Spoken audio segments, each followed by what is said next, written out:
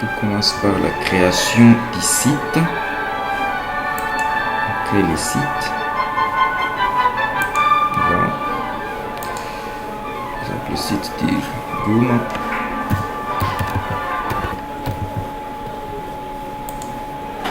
Localisation Goma. L'utilisateur, je mets Goma. Mon dépasse, je mets les 3, 4, 5. Je mets la photo.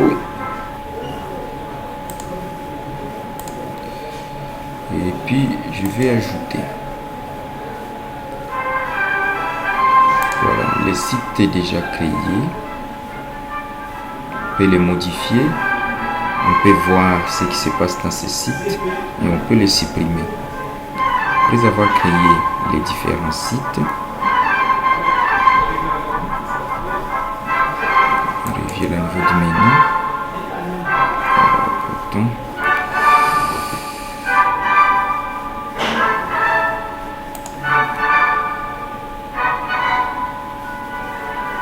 Voilà, voilà.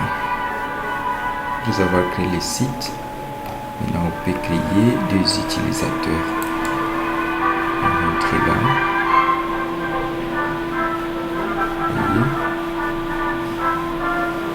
Il y a 2 utilisateurs et chaque utilisateur sera envoyé, sera affecté à son site respectif.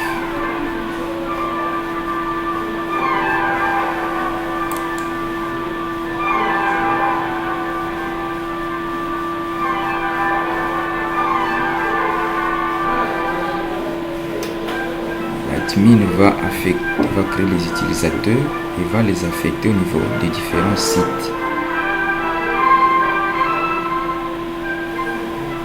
Parce que si un utilisateur changeait de site, eh bien on va seulement les changer d'un site A vers le site B.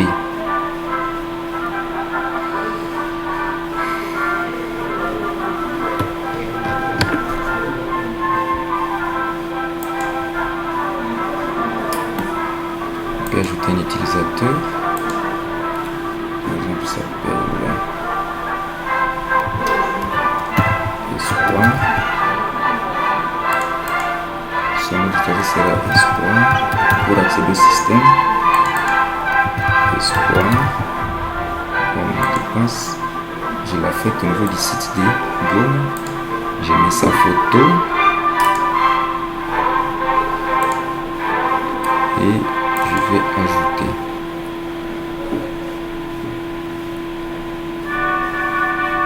Voilà. Maintenant, après que l'utilisateur soit ajouté, il est inactif, on peut l'activer.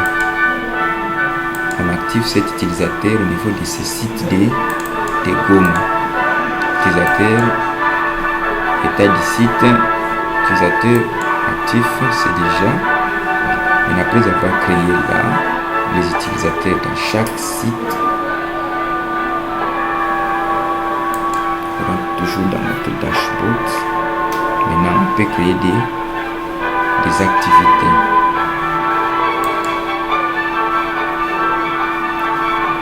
Il n'y a rien comme activité jusque-là.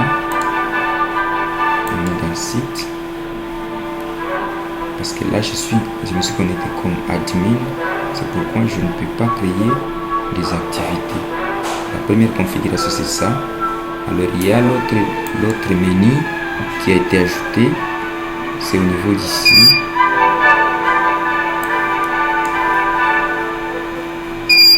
Voilà. Au niveau toujours de... Là, c'est pour ajouter les administrateurs des sites, les différents sites. On ajoute les administrateurs, on peut les activer comme on peut les désactiver. Là, c'est pour la création des activités. Là, c'est pour voir les activités.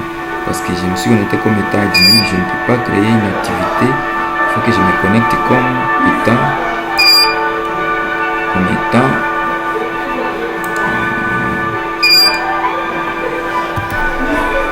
je dois me connecter comme étant même Espoir. Espoir, c'est un utilisateur d'un site.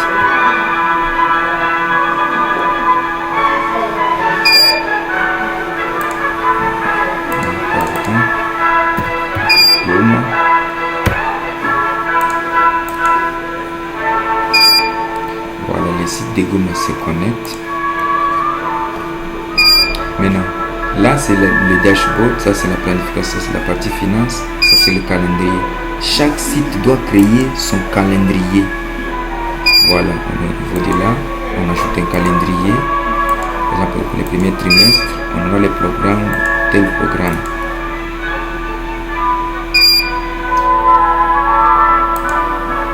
Par exemple, toujours pour le premier trimestre, on a par exemple septembre comme programme de septembre. Après avoir fini la première configuration, on prend toujours le niveau du menu, on peut créer des activités. Voilà, l'activité X, l'indicateur c'est Y, le responsable c'est le calendrier. Maintenant, on va affecter cette activité à tel domaine et on enregistre. Voilà, on peut alors planifier cette activité ici. Planification Z, objectif Z, prévision T, les montants, par exemple 2000 $. Après avoir enregistré la planification, on rentre toujours là. On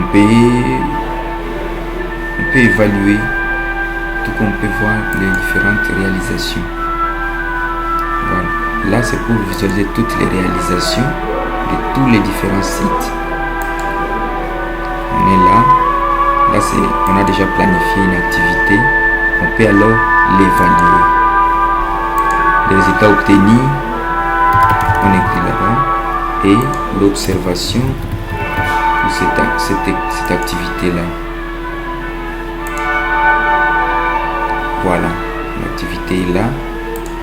L'objectif visé, c'est ça. Et le montant là. On rentre toujours au niveau du menu. Là, c'est la partie finance. Pour voir tout ce qui est finance au niveau de là. Mais je rentre toujours dans notre planification. On a déjà évalué. On peut écrire des réalisations pour cette activité. On peut évaluer l'activité, les résultats obtenus et l'observation pour cette activité toujours. Vous voyez, là, on entre toujours soit dans planification, soit dans réalisation. Là, c'est pour voir toutes les réalisations. Jusque-là, on n'a rien écrit. On rentre dans planification. On peut écouter. Par exemple, on a un participant pour cette activité, 50 personnes. On prend d'un nombre, on a eu par exemple 15 000 $. Voilà, on est là. Et si on veut voir toutes les réalisations, on peut voir là. Maintenant, on peut y ajouter des médias.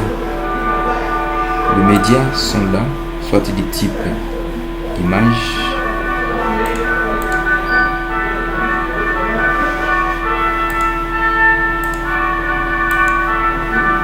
Là, c'est pour cette activité. Voilà. Toutes les réalisations. Vous pouvez voir toutes les réalisations de tous les sites. C'est au niveau d'ici. On rentre toujours là. Maintenant, il y a l'interface ajoutée. Et c'est l'interface qui concerne le partage des fichiers ou bien le partage des médias.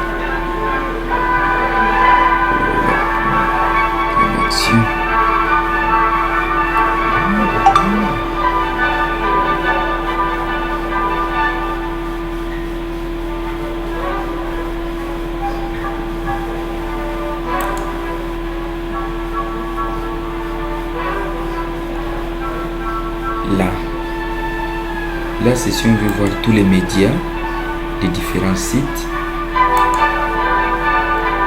Mais ici, c'est pour le partage des médias. Supposons qu'il y a un circulaire, il y a tel fichier que l'on veut partager, c'est juste, on sélectionne le type et on cherche un fichier. n'importe lequel, mais c'est un format PDF.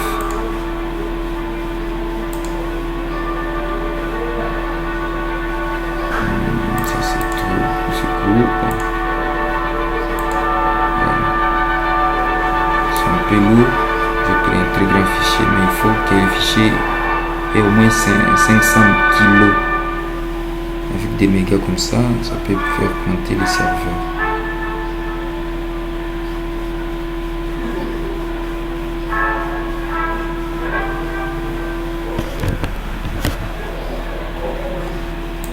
Voilà, vous voyez les médias et là, les médias partagés. Le site qui a partagé ces médias, c'est ça. Donc, si je peux récapituler, là, on crée une activité. Quand on crée une activité, on va planifier cette activité. Après avoir planifié l'activité, on peut alors l'évaluer. Après avoir évalué l'activité en question, on peut y ajouter des réalisations. Ça, c'est la petite synthèse. Après avoir évalué l'activité, on peut créer des calendriers pour chaque activité. Là, on peut ajouter les différentes dimensions pastorales. Là, c'est pour les médias. Et là, c'est pour le partage des médias au niveau des différents sites. Là, c'est pour voir toutes les réalisations des différents sites et les évaluer. Là, c'est pour la partie finance, pour voir les différentes sources de financement des différents sites. Et ici, c'est pour la planification. Et là, c'est notre tableau de bord. Quand on clique là, on voit les différents utilisateurs affectés dans les sites. Si le site veut désactiver un utilisateur, c'est juste cliquer là et l'utilisateur n'aura plus accès aux différentes données de notre partie ici. Un peu de mots, c'est ça, le fichier Excel tel qu'expliqué.